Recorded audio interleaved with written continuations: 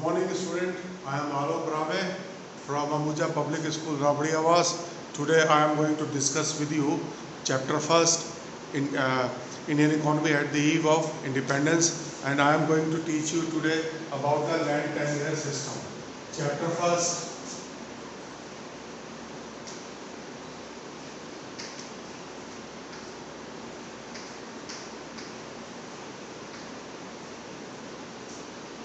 Topic: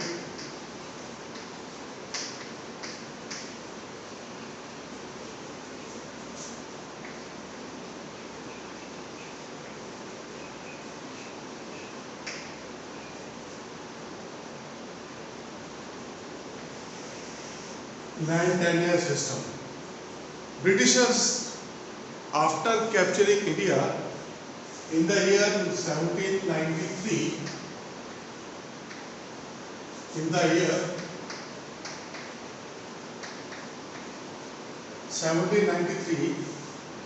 they started, land tenure system, right? The first land tenure system was Zamindar system.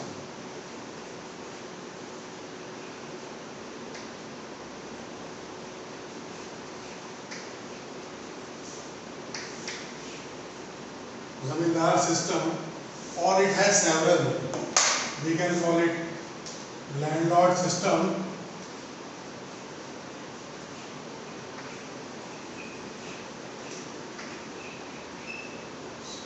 then Jagirdar system,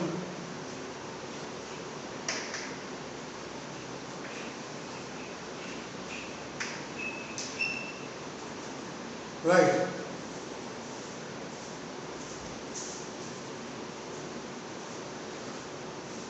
This system was introduced by Lord Cornwallis. Lord Cornwallis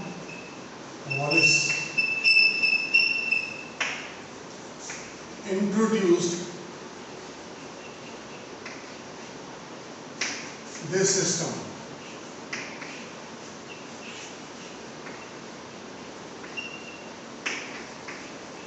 In the year 1793. In the year 1793, areas, first important point, different areas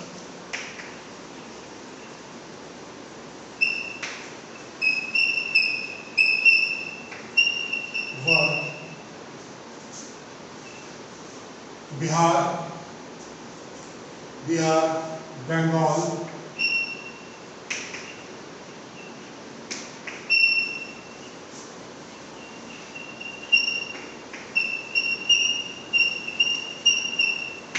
Odisha, and Varanasi.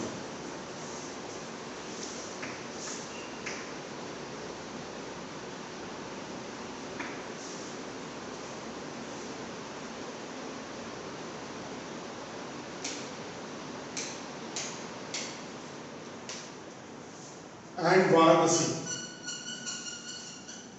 Full stop.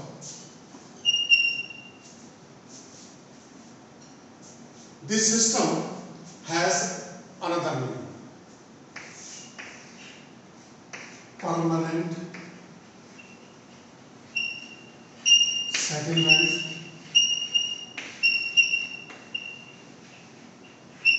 system.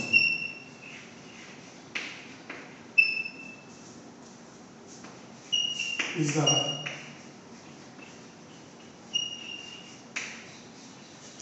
another name of landlord system.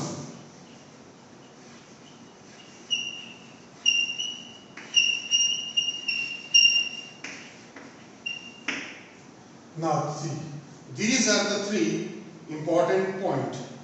Now in this system, zamindars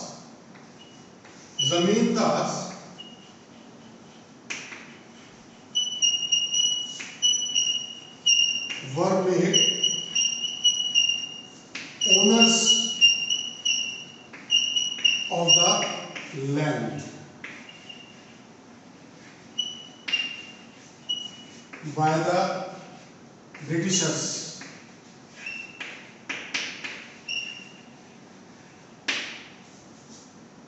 It is their responsibility to collect the rent. It is their responsibility to collect the rent from the farmers.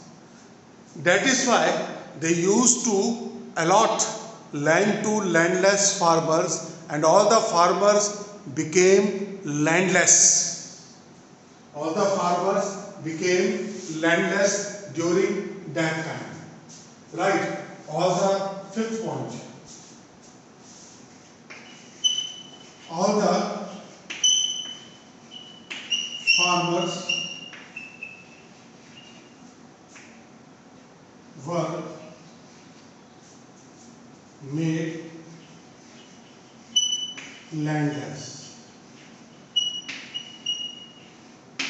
All the farmers were made landless.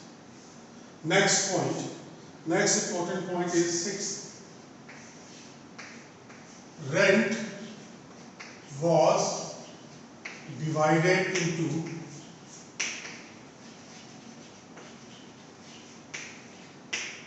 parts.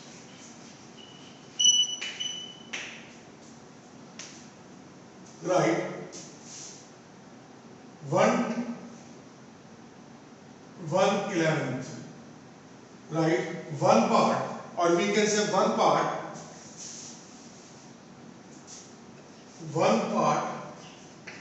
goes to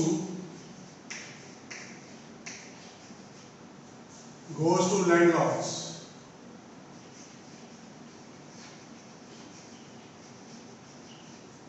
Or we can say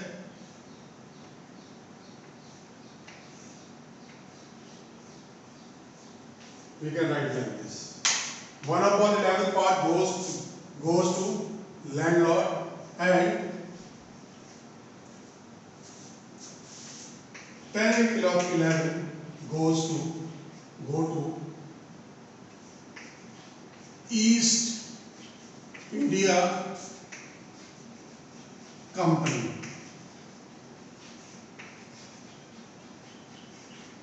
East India Company. In this way, Britishers were made whole soul, representative of the collection of rent to the landlord. These landlords were also called as middlemen. These landlords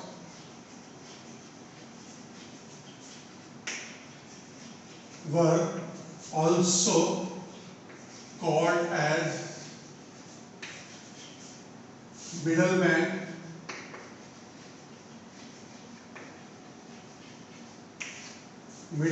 or we can call them intermediaries.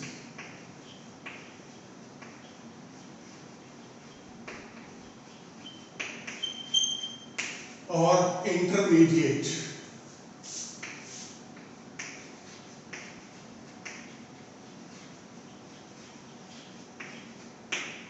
Right. It was therefore they used to allot land to the landless farmers. Right. Farmers were totally dependent on them. Right. They have to serve them. They have to serve them as their owner. These landlord used to collect more rent from them. And some portion they kept for themselves, and rest of the portion they used to give to East India Company as rent. Right. So farmers were totally dependent on landlord. On the landlord, again I am stressing. In this system was very poor, right? Because heavy exploitation of the farmers were done by the landlords, and Britishers made them Britishers have no direct connection with the farmers. Despite making several complaints by the farmers, Britishers or East India Company did not listen to their complaints of their exploitation. They were farmers were totally dependent on the landlord mercy. Full stop. If they used to pay the rent regularly, then land used to allot to them. Otherwise, once they fail to pay the rent, then the land for next time land was not allotted to them or allotted, but then the rate of rent was also increased. In this way, they exploited heavily to the peasants. Right. My dear student, the next system we are going to discuss about the Riyadwari system.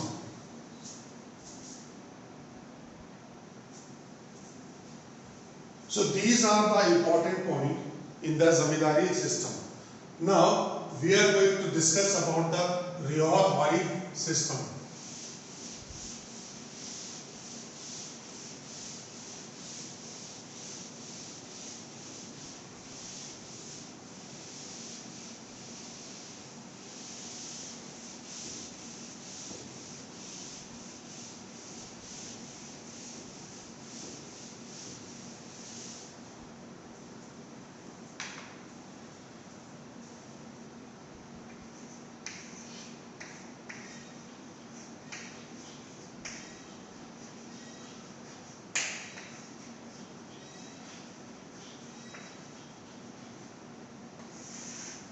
This is the second system which was introduced by the Britishers, right? It was introduced by Thomas Munro. Introduced by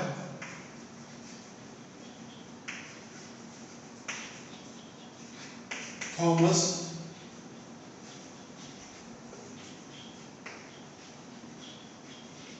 Munro. Thomas Munro in the year 1820.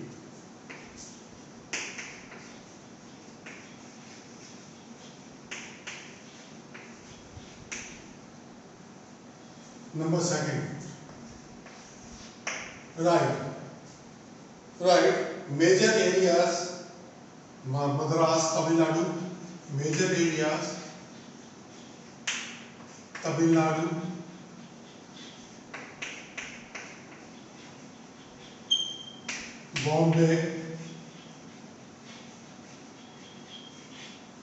Bombay, then parts of Assam, then etc.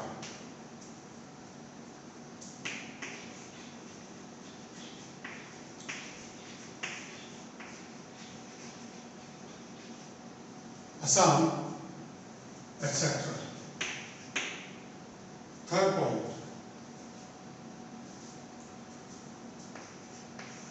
Peasants, farmers, or we can also call it tillers, were owner of the land.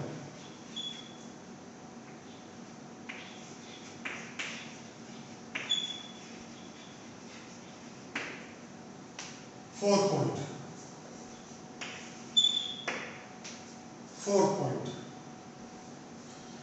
British government collect tax directly from the peasants.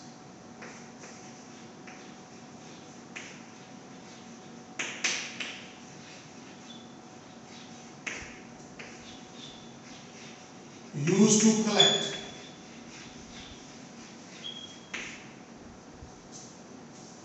rent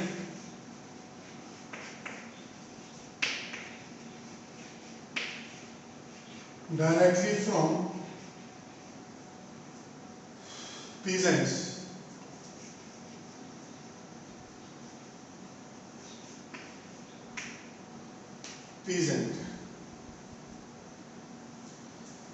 The revenue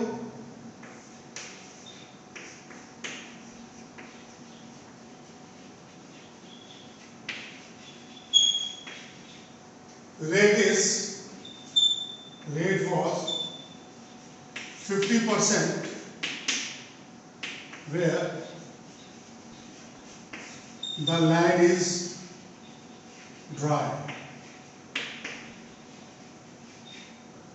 Right? Means water availability is very less. Means water availability is very less. Right? Or most of the time there is drought-like condition. There is drought-like condition. Right? See, where drought-like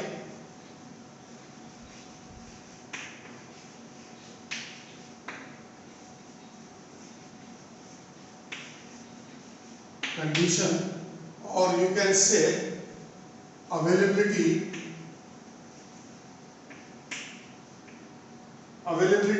of water is less.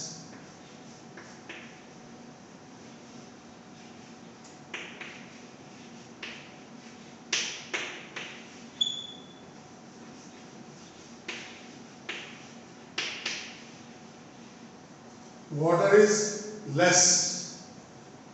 Right, see. Now,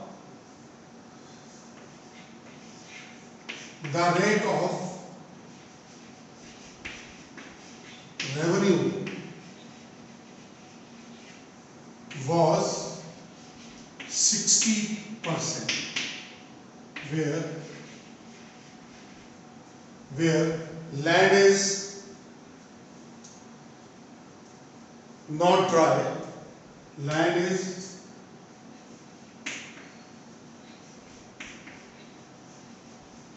dry but fertile.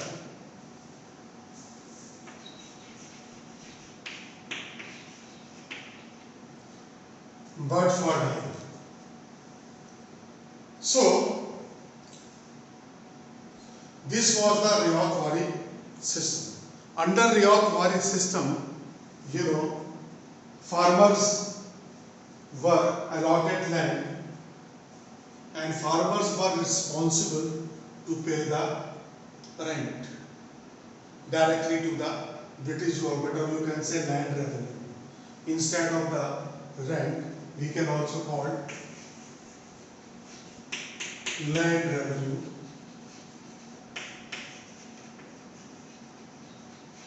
Properly, famously known as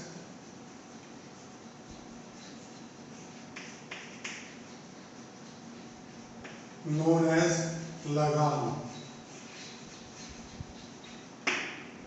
Right.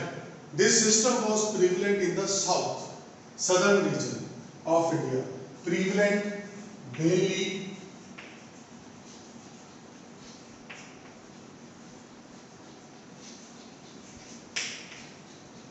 in southern region.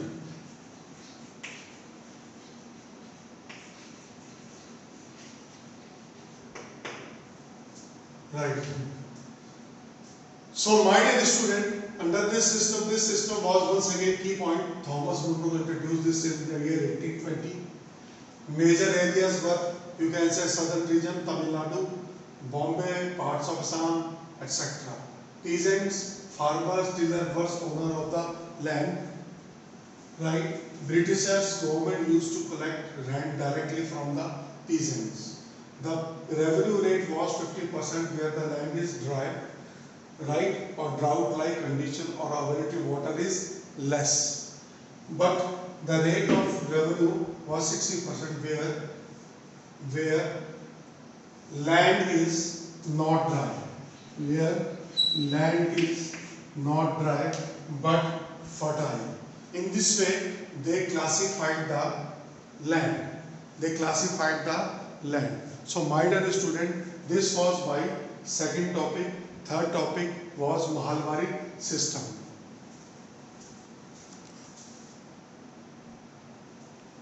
Now in this system, in the Mahalwari system, there were 6 key points which every student has to keep in mind. Now, first of all, this system was introduced. This system was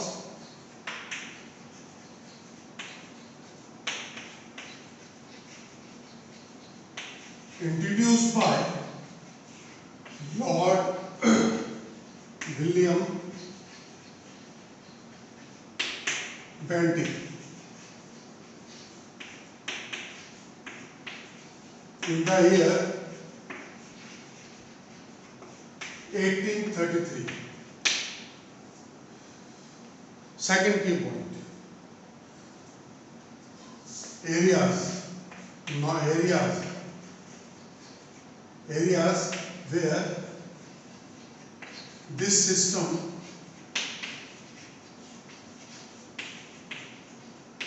was followed: Northwest, frontier, Punjab,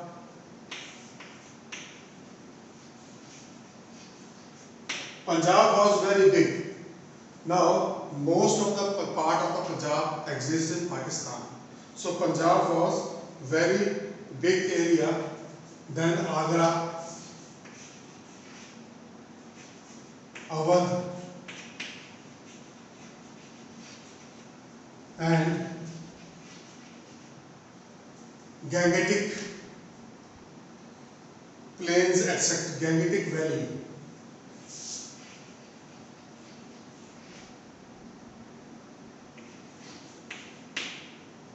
Gangetic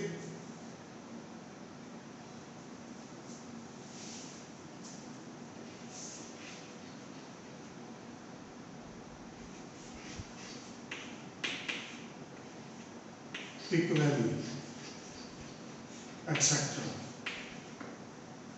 Right, see,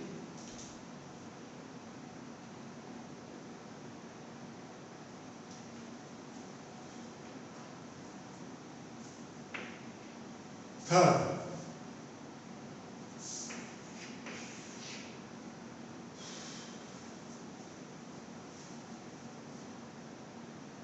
Mahal means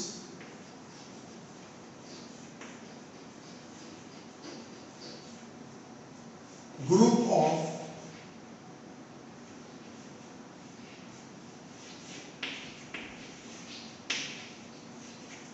one or two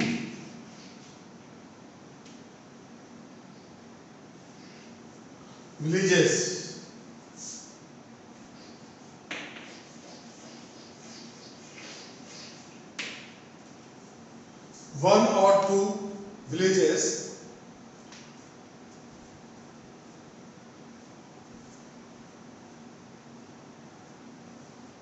in this way.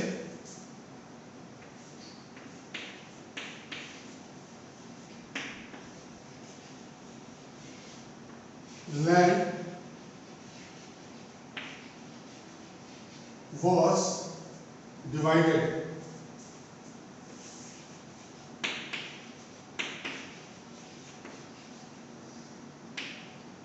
Or we can call it the group of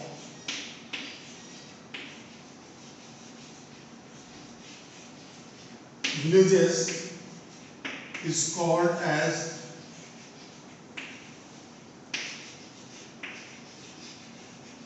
Mahal. The group of villages is called as Mahal. Next, fourth point, ownership right.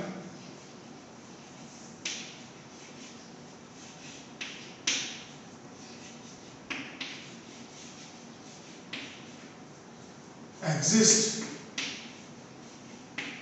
with the farmers or tillers. Next point, village committee.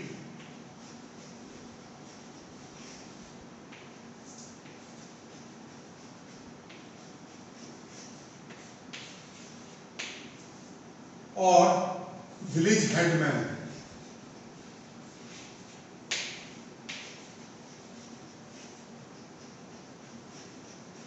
Or we can call it sarpanch.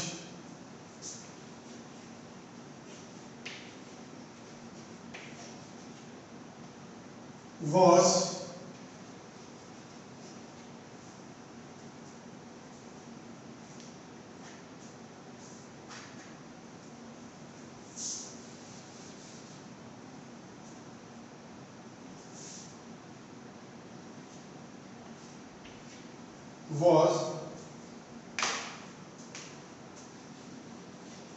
head responsible. I have wrote sarpanch because sarpanch is head of 5 villages. So we can call it panch. Head responsible for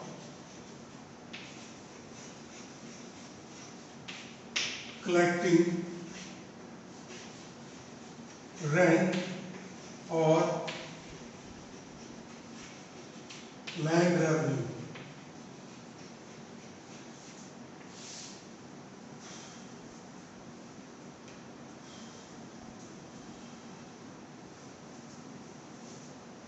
Next important point is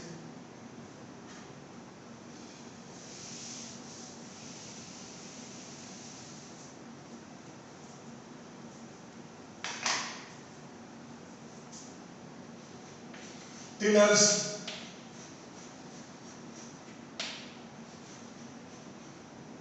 could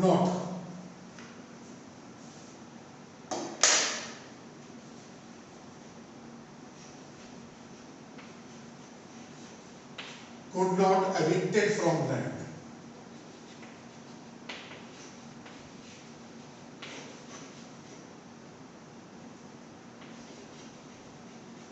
From land as long as he was paying rent. He is paying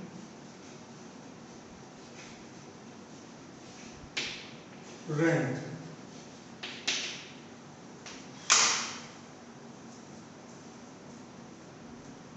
Right.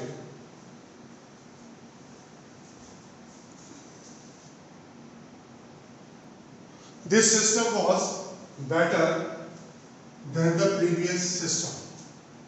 Right. So farmers or village headmen, you can say village headmen, were directly responsible for paying the rent to the British government. So this is a Malwari system and it has 6 important points which we have discussed. So the next topic is related with the condition of foreign trade during the time of independence. We are going to discuss about this topic.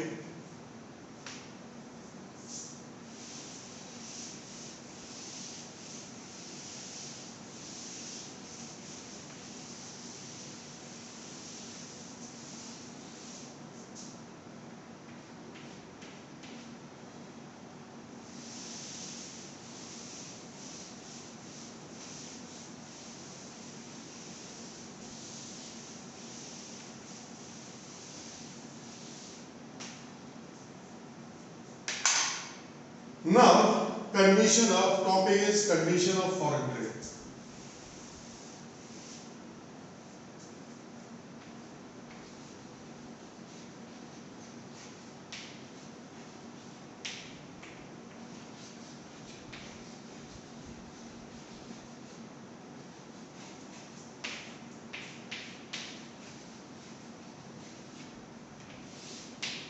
Condition of foreign trade. What was the condition of foreign trade during the time of Britishers, or you can say when the Britishers left India. My dear student, the condition of foreign trade was totally not in favor of Indians. Right. Right after independence, we found four important points. Four important points which I would like to discuss with you. Number first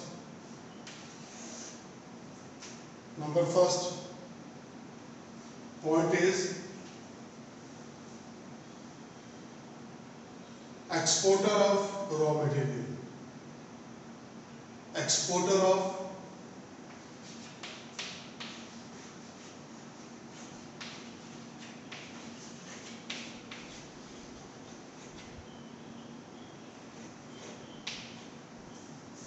raw material.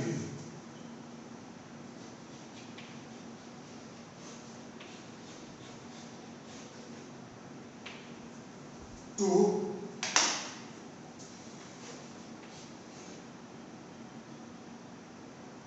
Britain.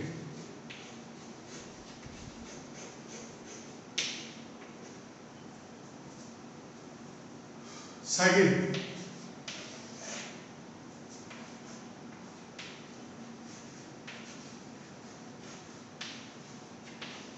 importer of finished product.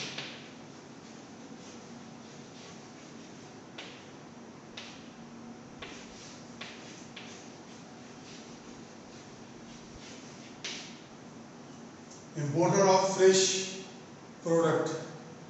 Third,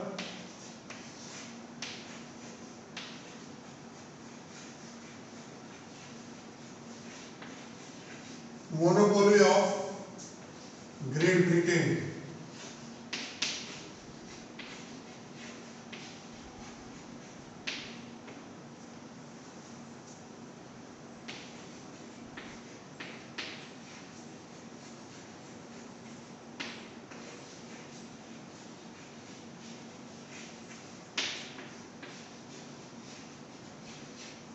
Indian foreign trade.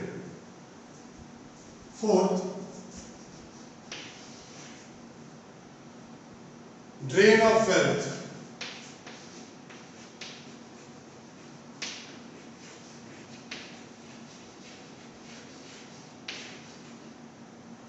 Drain of wealth from India.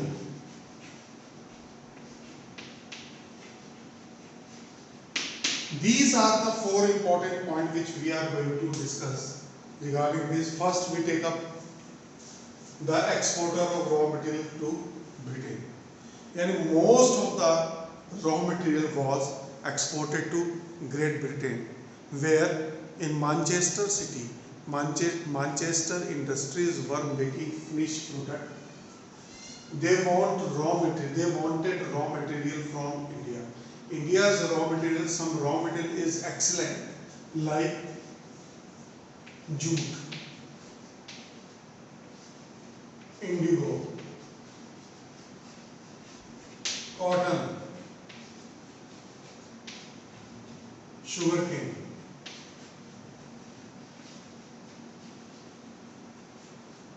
Right, etc. etc. Right, these were all commercial crops which have great demand in the market of the Great Britain. Right, there were maximum cotton textile industries which were making, cloth from the cotton or silk. We have export from India. Right, it has great demand. These products have great demand in which market? In the market of UK. In the market of UK and European market. So, due to a certain policy, they kept India only as a raw material exporting company, and they made India only an agriculture country or an agrarian economy. Right, they do not wish that India should develop as a finished product makers. That is why they kept export of raw material tax free, or you can say tariff free, right? Without any paying any type of tax or custom duty, import duty, whatever it is, right? You know, raw material can be freely exported to European markets or Great Britain, right? So it was a policy of the Britishers. Next point is importer of finished product. Yes, the goods manufactured by the UK, Great Britain were supplied to India as a finished product. These products were very fine and made by the machine and has low cost. They are more durable than the handmade products, right? Their finishing is also very good, and that it has great demand in India. But by the starting of the movement of Mahatma Gandhi, these products gradually start losing their demand in India, right? Some years back, Europe people also boycotted these products, but later on once again they shifted back to the purchase of these products, imported products, because they were very cheap and durable than the Indian product. Then the third point is the profit. The profit of both the profit of the import one goes to the British industries. One more thing I want to add here: the profit earned from the import of finished product goes to the British industries, right? So that is the another key point. So it was making British industries more and more wealthy rather than Indian industries. Then monopoly of Great Britain on Indian foreign trade. Full control. Great Britain exercised full control, total control on the Indian foreign trade, whether it is export, whether it is import, right? All was controlled totally by the Britishers, and the profit earned by the trade, foreign trade, went to East India Company, or you can say British industries or British government. So we can say there was total control of the Great Britain on Indian foreign trade. In fact, it is a monopoly. I am using the word monopoly. Monopoly of the Great Britain on Indian foreign trade, we found this was the another condition of foreign trade, during the time of independence, at the time of independence. Right. The lastly we have drain of wealth from India. Wealth was totally drained from India. Wealth was totally drained from India. Right? Every penny earned by the Britishers from the foreign trade used to go to the Great Britain. Used to go to the Great Britain. Right? See, my dear student, Great Britain was becoming flourish, becoming more and more prosperous by getting benefit from the Indian foreign trade. All the profit earned through the foreign trade, not invested even a single penny by the Britishers in India. All the profit goes to the Great Britain. Right? Profit goes to the went to the Great Britain.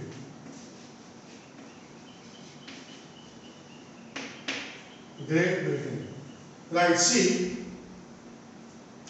they did not invest any penny in the development of India.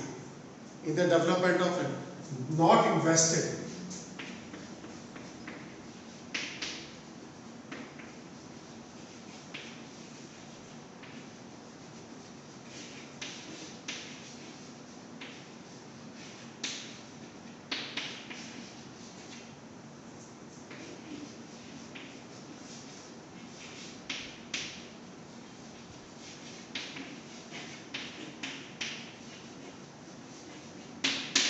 Only those areas were developed. Only those areas were developed which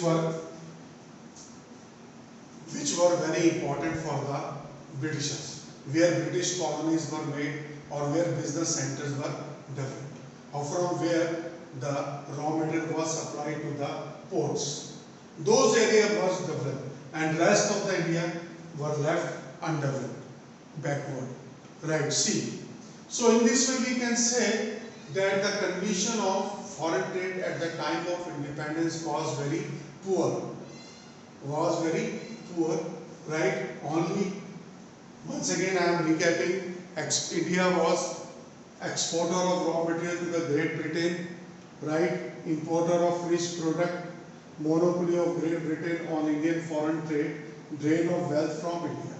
Right? The motive of this foreign trade during the time of Britishers was to earn maximum profit from Indian trade, right? And the money earned by the Britishers sent to the Great Britain. The next topic we are going to start about the last important topic.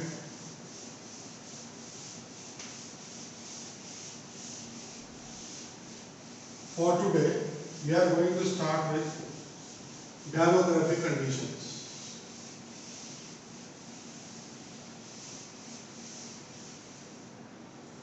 Demographic conditions.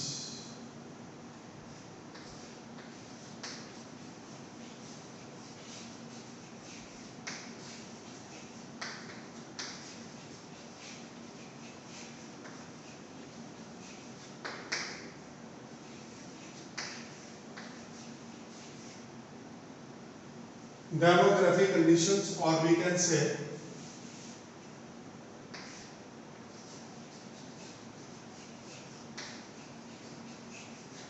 condition of population.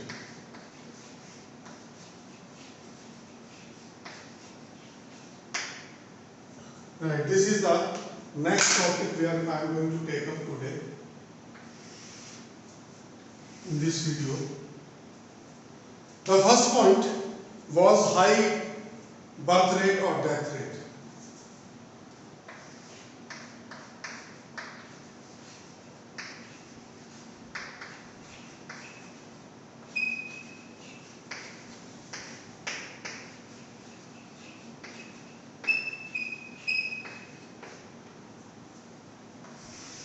What is birth rate? Birth rate means number of people born per 1,000 in a year. That is called birth rate. Death rate means number of people died per 1,000 in a year. That is called death rate. Right? Birth rate and death rate was very high. It means reproduction is also very high and death rate was very high because there was lack of contraceptive. Lack of contraceptive. Right? Right. So that is why the rate of population was growth of was very high. Then death rate was high because of lack of medicine. Lack of medicine, lack of cure. Lack of cure. Lack of cure. So my dear student, so these were the condition of Indian population during the time of independence. High birth rate and death rate. Then second point is infant mortality rate. Infant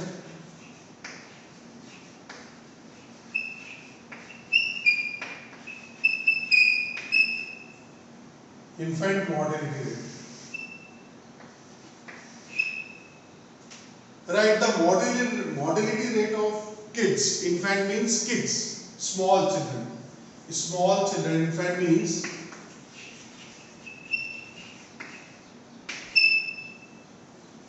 children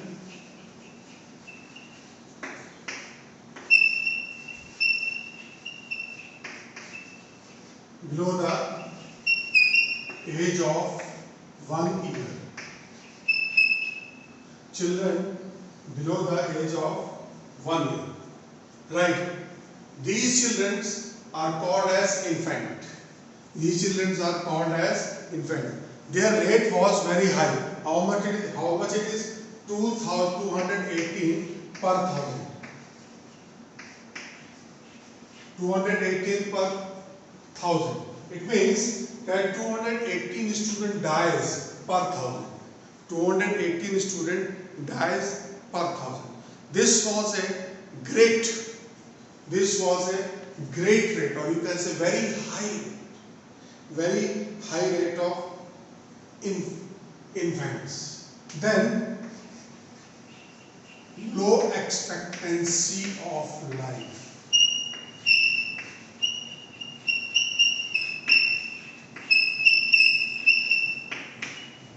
It means the average age of Indians were 34 years.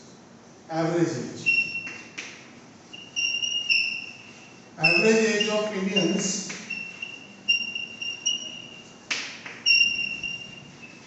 were 34 years.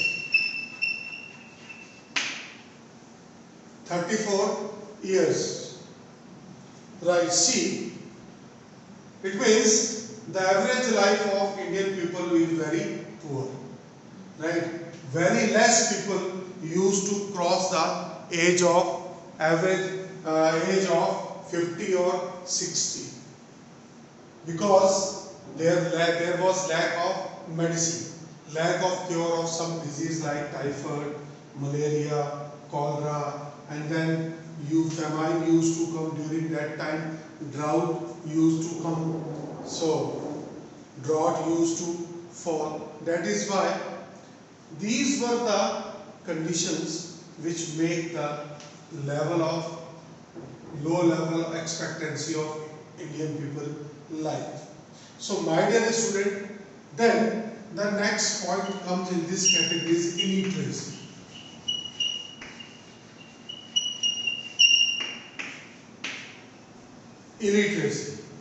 Illiteracy were very important. Illiteracy was very high among the Indians. Only 17% male were educated and 13% female were educated during the time of approximately. Right. So level of literacy is very low. You can say around 80% of the population were illiterate. 80% of the population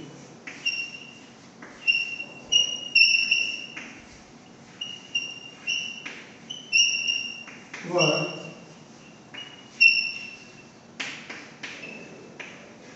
I should say more than I am writing here, more than 80% of the population were illiterate in that country. Right, see, there was traditional work system was present.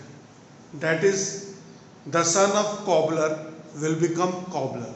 The son of carpenter will become carpenter. The son of Brahman will become Brahman or Pandit or Pujari. Right, see, this was the casteism was in progress. Due to the casteism, the people who belong to SC, ST caste, they were not allowed to enter into the school. Only those belong to high caste were allowed to take the education. This was another reason of illiteracy. This was another reason of high illiteracy rate in the economy. Then moreover, Indian people don't like to send girls to school. They don't want that girls should educate. Some of them used to believe if they will go to the school or college, they will spoil. They would be spoiled. They would be spoiled. Right? So they don't want to send girls child to the school. Right? This was the another reason. That is why the illiteracy rate was very less among the ladies, females than the males. Right? See. Next point is poverty. Fifth point is poverty. Acute poverty was there. Acute.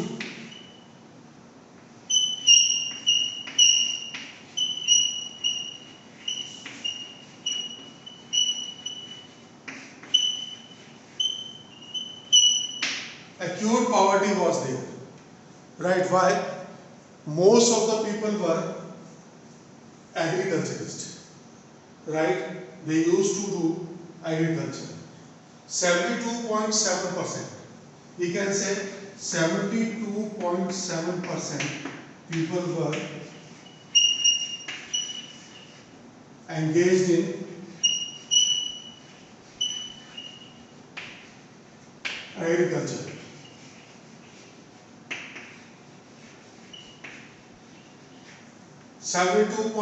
%, people were engaged in agriculture.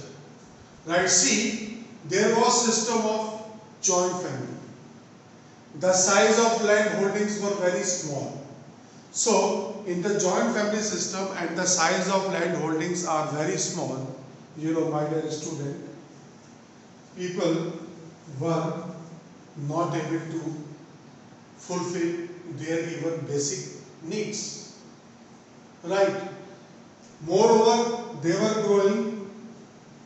growing crops for self-consumption rather than marketable surplus. Rather than for raising marketable surplus. Right? Self-consumption of the crops were in progress. Farmer used to do, agriculture to store the food for the whole year. They used to produce for their family, not for market, not for selling in the market. That is the another reason. Right? There was acute poverty among the, agriculture, or you can say rural area or in urban areas. Right? Then standard of living.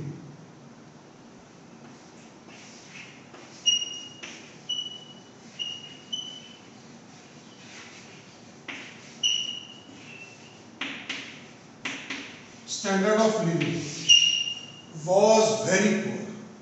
Standard of living was very poor. Why? Standard of living was very poor because they have less per capita income. They have less per capita income, and mostly people were living in joint family system where one used to earn, and rest 10 or 12 people used to eat.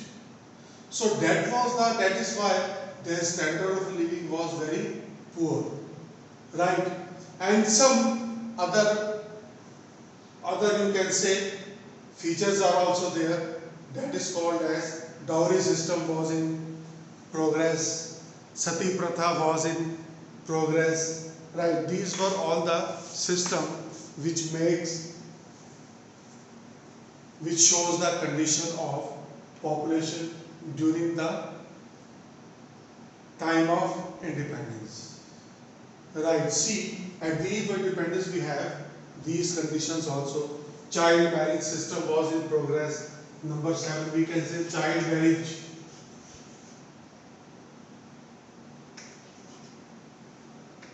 Child marriage system exists.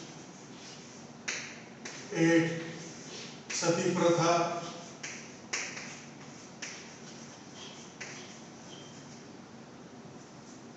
system exist, then Dowry system was prevalent.